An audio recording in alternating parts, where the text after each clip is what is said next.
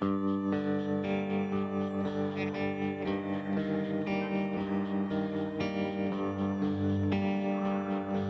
Mellemøsten ligger landet Libanon.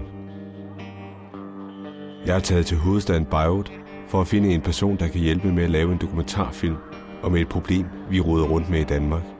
Problemet mellem araberne og os.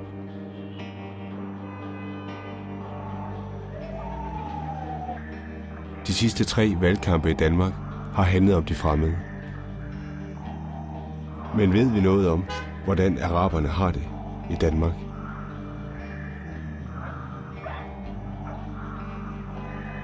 I Beirut finder jeg Ahmed Hussein.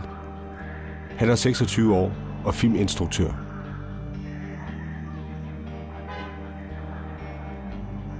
Jeg beder Ahmed komme til Danmark for at banke på arabernes døre på Nørrebro. Døre, som danskerne sjældent får mulighed for at åbne.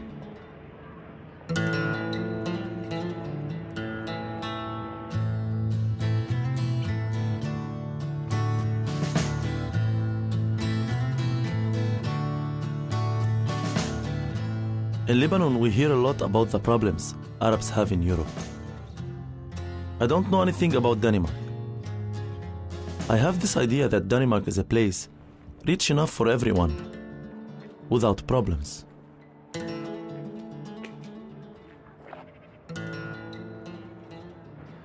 Many Danish people, they consider this area like a dangerous area. Really? Yeah. We call it a ghetto in Denmark. No, it's beautiful. You can say it's a ghetto, but I think it's a beautiful ghetto. I'd like you to bring us into these families, into these homes to find out how they live.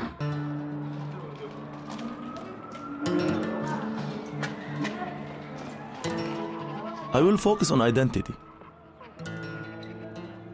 I want to listen to normal people, faces you never see in the media.